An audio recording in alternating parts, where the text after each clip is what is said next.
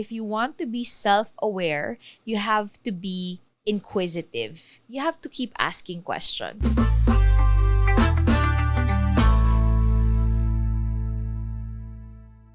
First question is actually coming from Yani Sarabia, and this is, I think, a question that we can all relate to, and it's this. She asks, how do you maintain a healthy lifestyle? All right, I think I will divide it na lang to physically, emotionally, and mentally, because that's what I've learned during this pandemic na they're all different. So I think let's start muna emotionally because we are so affected by our emotions nowadays. I don't give access to everyone when it comes to my private life. So I think that helped me a lot. I've been like that my whole life. Parang, I'm sorry, I'm just a human being and I can't be there for everyone even I want to. 'Di ba? At some point kasi Joyce, I think we have to learn how to have that space in our lives na parang we need to value our time very well. So parang with my emotions, I don't share it with everyone, with very selective people lang. Kasi I've learned as well na not everyone really celebrates your success with you. That's the reality of life. Not everyone knows kasi how to be happy for other people. So I think I will just leave it there. So next one naman is how I protect my mental side, diba? I think it's the same. I control the amount of information I want to go inside my head. So, I don't check the number of COVID cases na nangyayari, how is the situation. I only parang want to know the basic news. Diba? Those are the restrictions, the travel restrictions, the business restrictions. Kasi, wala eh. These are the things you can't control. So why consume parang so much energy on learning something you can't do anything about, diba? Well, physically naman, I always work out. I've learned this from the very beginning. No one's gonna do it for me. Either I become a millionaire or billionaire, ako talaga ang gagawa niyan. I can get a trainer and a nutritionist. In the end, the execution is still in my hands. If I don't execute it, no one will do it for me. And I always think kasi long term eh. So parang if I put sunblock now, 10 years from now, probably ganito pa rin yung skin ko. If I work out now, skinny ako, even if I get pregnant, medyo hindi ako ganun mag-gain ng weight. So I think that way. So parang long-term inspiration, hindi lang siya yung right now. So that's how I am. I love it. Very holistic. Dapat ganun talaga. The way that we should look at health is holistic, right? It's not just about looking good or feeling good about yourself. It has to be the whole thing. Because if not, either your mental health or your emotional health will be the one to drag you down. And I think there's so much wisdom in what you said, Angeli, about setting boundaries, which I think is so hard for a lot of people. But for you, how do you do that? How do you set healthy boundaries when, well, one, like it or not, public figure ka na rin eh. A lot of people follow you. A lot of people know you. A lot of people think they know you. So how do you set those healthy boundaries to ensure, and even in your physical health, diba? In setting boundaries, kung ito yung kakainin ko, ito yung gagawin ko, ito yung mga activities ko, ito yung habits ko. How do you set those things to ensure that you actually live a healthy lifestyle? Very big factor kasi yung environment mo, Joyce, when you're setting boundaries. Kasi if someone is not supportive, it becomes a burden. 'Di ba? Na parang mahihiya ka gumalaw. So, I'm so blessed that doesn't exist in our family. And then next naman, emotional boundary and mental boundary naman is parang I think I'm just very strong enough to say no. I think that's my strength na parang, sorry. I am very good at minding my own business ever since. And I also think that's what made me successful in life. Not just in business. Also parang, I don't share everything with everyone. I'm not pala kwentong tao. If I don't trust you, you will only get my hi, hello, how are you, bye. That's how I am. Only 4 lang yon. So parang, there's nothing beyond that. Even you ask me, I won't really answer. So I think it's actually fundamental of life na you shouldn't be just sharing everything to everyone. Parang sinabi ko kanina nga, that's the bad side kasi of life and people. People don't know how to celebrate success and happiness of other people. You have to protect your space. Even if you are a public person, your work is something that relates to a lot of people, you can have the power of that privacy, and privacy gives you a lot of power because in the day and age of social media and digital media, feeling ng mga tao, lahat ng bagay kailangan mong i-share. Political views mo, spiritual views mo, all of these things, yung mga personal relationships mo, personal views mo, and I think one of the things that people forget is that's what you have friends for. Like, kung meron kang gustong pag-usapan na about politics, about your personal opinion towards a celebrity or something, hindi mo siya kailangan i-post online, guys. That's what you have close friends for, di ba? Being able to draw that line and to protect your space takes a lot of self-awareness.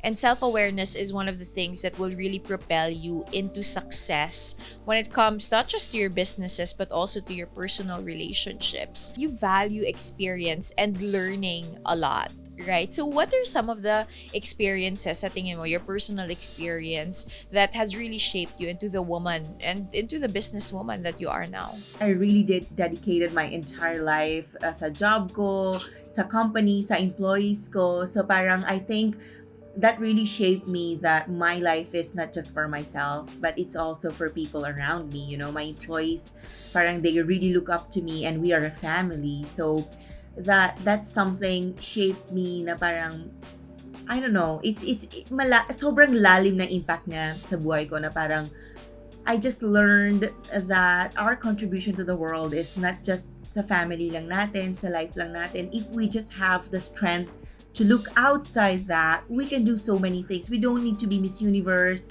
a hero, or ganyan. You know, in my life, natutulungan ko lang yung mga employees ko na I give them good job, even now may pandemic, na parang that makes me so fulfilled na, kasi in the end, we are not hypocrites naman. We already know na I am already ahead of them. Diba? So, that's also the reason why I keep on building small businesses so I could provide jobs to them. Na they have something, diba? Na parang, ako naman kahit di na muna ako mag-work, I will survive kasi my family naman can support me. But I also don't want to do that because I want to stay inspired and keep myself sane. But yon, so I'm doing all these things right now to still support the people I've been supporting since I started Access Travel. So it really, I don't really consider myself na I'm doing these things just for myself, if that makes sense. So parang yun na yung contribution ko to the world. So this is what I keep on telling everyone na, you think I'm sad because I lost Access Travel. Yes, of course I'm sad, but I've already done everything I've wanted, you know. I've always joked about this na parang, uy, gusto ko na mag-retire at 30. So medyo nangyari siya.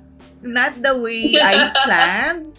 Pero parang, I sleep on time. Minsan 9:30, tulog na ako. Tapos, I eat whatever I want. I cook my food. So I think that's the retirement I've been looking forward to. And now your businesses, they're running on its own na because of the experiences that I've had for the last 10 years, diba? So that's business side. Then personal naman is, Joyce, parang it's resilience. You know, now I'm at the stage of my life na parang, yan lang yan. Natapos ko na, naharap ko na yan lahat. I can do it. It's just na parang, it's just a storm, you know. There's always a rainbow. You know, those are just stories that we are writing to tell our kids someday. You know, that's how I look at life personally. Na parang I'm always writing a story and this is just a plot twist lang. So that's how everything shaped me personally and business-wise.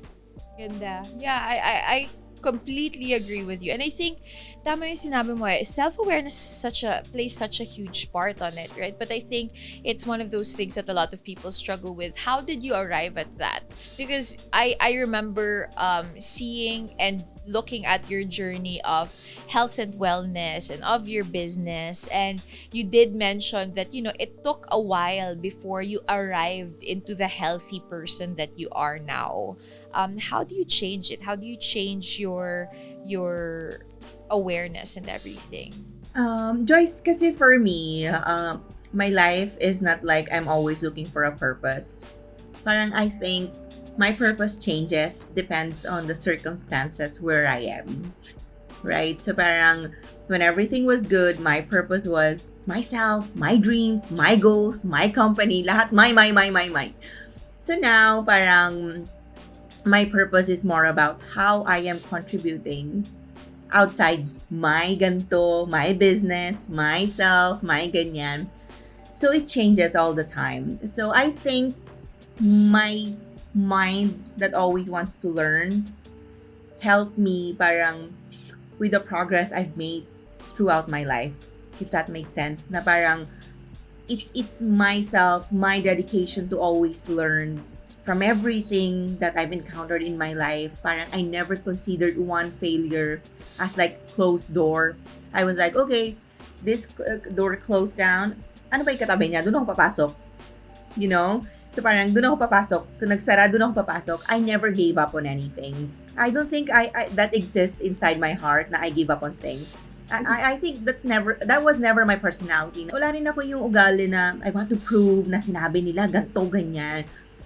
I just don't compete with anything or anyone. It's always myself na parang, okay, Angeli, you knew this yesterday. What can you learn today? So that's how I arrived here. My mind to always learn from everything and everyone I meet in life. Even criticism. I think it's criticism talaga that teaches you most of the best lessons in your life. So it's my mind, na strong mind always tells me na, oh, you can do it. This is nothing. So that's how I arrived here. Never giving up in life.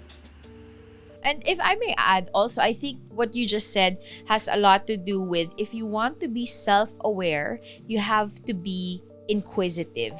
You have to keep asking questions, you know. You have to have a learning mentality. I think that's what self-awareness really is. Learning mentality in the sense that you not only learn from your experiences, you also learn from what you are feeling and going through as an individual. That's how you become self-aware kasi you're constantly thinking, I'm not the smartest person in this room. I'm not the most successful person in this room, but I can learn from the most successful, from the smartest, from these gritty, amazing people, and I can become that. So if you have that kind of mindset where you're constantly curious, it changes everything.